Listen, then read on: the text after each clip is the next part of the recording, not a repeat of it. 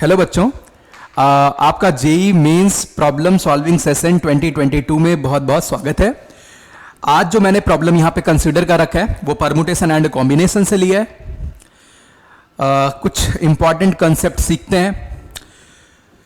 तो प्रॉब्लम पहले देखते हैं। Number of ways in which ₹20 can be distributed among 5 people such that each person gets at least ₹3 is.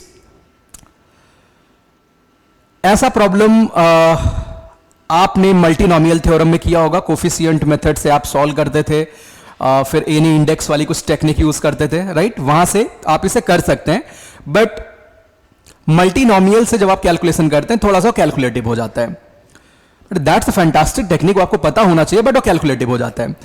तो यहां पे एक नया मेथड हम इंट्रोड्यूस करने वाले हैं जिसका नाम है बेगर्स मेथड। कुछ बच्चों को शायद वो पता हो।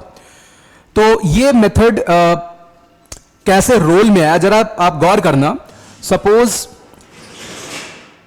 कोई भी राजा मंदिर में जाता है, ठीक है, वहां से दर्शन करके जैसे मंदिर के गेट पे बाहर आता है उसको 3 बेगर्स मिल जाते हैं। उसको 3 बेगर्स मिल जाते हैं, संख्या कम कर लेते हैं, उसको 2 बेगर्स मिल जाते हैं, ठीक है, मींस 2 भिखारी उसे मिल जाते हैं। और राजा के पास मान लो 3 क्वाइंस हैं। अब राजा उन भिखारियों को क्वाइंस डिस्ट्रीब्यूट करेगा। शर्त यह कितने बेगर्स हैं? 2। शर्त यह है कोई भी भिखारी खाली हाथ नहीं जाना चाहिए। तो इसका मतलब कम से कम 1 क्वाइन सबके हाथों में आएगी, राइट? तो इसका मतलब 2 बेगर्स हैं, राजा सिक्के बचा के नहीं ले जाएगा, 3 के 3 सिक्के इन बेगर्स को दे देने हैं। तो किसी के पास ज्यादा रहेगा, किसी के पास कम रहेगा। तो बच्चे B1 प्लस B2 बराबर 3। अब आपको करना क्या है? B1 B2 के नेचुरल नंबर सॉल्यूशन निकालने हैं, क्योंकि B1 और B2 1 से कम नहीं हो सकते हैं, 0 नहीं हो सकते हैं, कम से कम 1 सिक्का तो आ ही रहे। तो भाई आपके पास पॉसिबिलिटी क्या है कि आप B1 को 1 क्वाइन दे दो तो B2 के पास 2 क्वाइन गया, या B1 को 2 क्वाइन दे दो तो B2 के पास 1 क्वाइन गया। और कोई तरीका इसके अलावा आपके पास और कोई टेक्निक?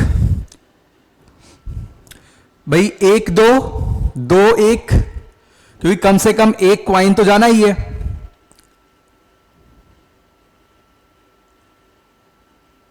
राइट?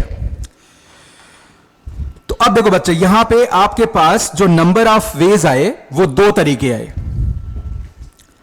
अब इसी सवाल को आप ऐसे भी कर सकते हैं कि 3 क्वाइंस से आप 3 स्टिक्स बना लो, मतलब 1-1 रुपए की मान लो 3 क्वाइंस हैं। भाई ये तीनों क्वाइंस कैसी होंगी? हम मान के चलेंगे जो राजा के पास क्वाइंस हैं वो आइडेंटिकल हैं। ये एजम्पशन है, आइडेंटिकल। कैसी क्वाइंस है बच्चे? आइडेंटिकल। राजा आइडेंटिकल क्वाइंस को डिस्ट्रीब्यूट करने जा रहे हैं, ठीक है? तो देखो यहां पे क्या होगा, क्योंकि आपके पास 3 क्वाइंस हैं, 2 लोगों में डिस्ट्रीब्यूट करना है, तो यहां पे मेथड ऑफ पार्टीशन यूज करेंगे। मतलब आपके पास 2 वैकेंट प्लेसेस हैं, यहां पे मैं एक स्टार प्लेस करता हूं। इस स्टार ने क्या किया? 1 का अर्थ हुआ 1 क्वाइन, और यहां पे डबल डंडे का अर्थ हुआ 2 क्वाइन। जब आपने स्टार यहां रखा तो आपको 1 और 2 मिल गया। वहीं लगे हाथ अगर आप स्टार यहां पे रखते हैं तो आपको क्या मिल जाएगा? 2 और 1 मिल जाएगा। तो यानी नंबर ऑफ वेज कितने होंगे कि आप वैकेंट प्लेसेस में स्टार को कितनी तरीके से बैठा सकते हो, राइट? ये बात सबको समझ आई? आपके पास 2 वैकेंट प्लेस हैं, 2 वैकेंट प्लेसेस ने क्या सेलेक्ट किया? 1 स्टार। जितने तरीके से करेगा उतने तरीके आ जाएंगे। तो कितने तरीके आ गए बच्चे? 2 तरीके आ गए। अब जैसे मैं आपसे कहूं मेरे पास ऐसा कोई प्रॉब्लम आया भाई कि x plus y plus z equal to मान लिया 5 लिखा हुआ है। इसके मुझे नेचुरल नंबर सॉल्यूशन बताने हैं। इसके मुझे क्या बताने बच्चे? नेचुरल नंबर सॉल्यूशन बताने हैं। कितने पॉसिबल सॉल्यूशंस हो सकते हैं such that x plus y plus z equal to 5। शर्त क्या है? यहां पे x भी 1 से बड़ा 1 के बराबर है, y भी 1 से बड़ा 1 के बराबर है, z भी 1 से बड़ा 1 के बराबर है। तो आप क्या करेंगे? आप पहले 5 1s ऐसे बना लेंगे। मतलब यह प्रॉब्लम ऐसा हो गया कि राजा के पास इस बार 5 क्वाइंस हैं और 3 बेगर्स में बांटना है। तो मतलब आप आइडेंटिकल ऑब्जेक्ट्स का डिस्ट्रीब्यूशन डिफरेंट कैंडिडेट्स में कर रहे हो। ये चीज यहां पे भाई सवाल का यही मतलब है, ठीक है। तो एक्स वाई जेड ये सारे 1 से बड़े हैं। तो अब देखो बच्चे, आपको 3 लोगों में बांटना है, 3 लोगों में बांटना है। तो अगर मैं एक पार्टीशन यहां लगाऊं, एक पार्टीशन यहां लगाऊं, 2 स्टार अगर मैं प्लेस कर दूं, तो कितने नंबर बन गए? एक 1 बना, एक 1 बना, और 3 स्टिक्स मिलके ये क्या बन गई? 3। तो मतलब एक पॉसिबिलिटी है 1 1 3 हो जाए। गौर करना, तो 2 स्टार ने कितने पार्टीशन बना दिए, कितने नंबर बना दिए? 3 नंबर। जब आप गैप में स्टार प्लेस करें, अगर आप एक स्टार प्लेस करते तो 2 नंबर बनता, 2 प्लेस किए तो 3 बना, आप देख पा रहे हैं। अगर आप 3 पुट करते तो कितने बन जाते? 4 बन जाते। तो इसका मतलब कितने आपके पास स्टार हैं? 2। कितने वैकेंट प्लेस हैं? 1 2 3 4, यानी 4 वैकेंट प्लेसेस ने चूज किया, 2 स्टार, इतने नंबर ऑफ वेज हो जाएंगे, यानी इतने number of natural number solutions हो जाएंगे। तो ये तो लॉजिक रहा इसका। अब आते हैं बच्चे मेन प्रॉब्लम पे। तो ₹20 can be distributed among 5 people, among 5 people such that each person gets at least ₹3, कम से कम 3 रुपए मिल जाए। तो देखो बच्चे, यहां पे क्या है? 5 लोग हैं, यानी P1 plus P2 plus P3 plus P4 plus P5, और इनको खपत करना कितने रुपए? कितने रुपए इनको देने हैं? बांट दिया जाएगा 20 रुपए। मतलब 20 रुपए ये 5 लोग मिलकर लेने वाले हैं, ठीक है। अब सवाल में each person get eight least ₹3। तो भैया यहां पे शर्त है कि P1 के पास 3 रुपए से ज्यादा होने चाहिए, P2 भी कम से कम 3 लेगा, P3 भी कम से कम 3 लेगा, P4 भी बच्चे कम से कम 3 रुपए लेगा, P5 भी कम से कम 3 रुपए लेगा, ठीक है। तो अब लाल अपने को यहां करना क्या चाहिए? हमारी टैक्टिस फेल हो गई जो हम डंडे बना के करते थे, क्योंकि जो डंडे बना के करते थे उसमें हम सॉल्यूशन 1 से काउंट करते थे। आप गौर करना, जब आपने ऐसे डंडे बनाए तो भाई आप जब स्टार यहां लगाते थे तो एक नंबर आपका 1 हो जाता था, लेकिन यहां पे ऐसे करना है, किसी के पास 3 डंडे से कम नहीं जाना चाहिए, सबके पास कम से कम 3 डंडा होना चाहिए।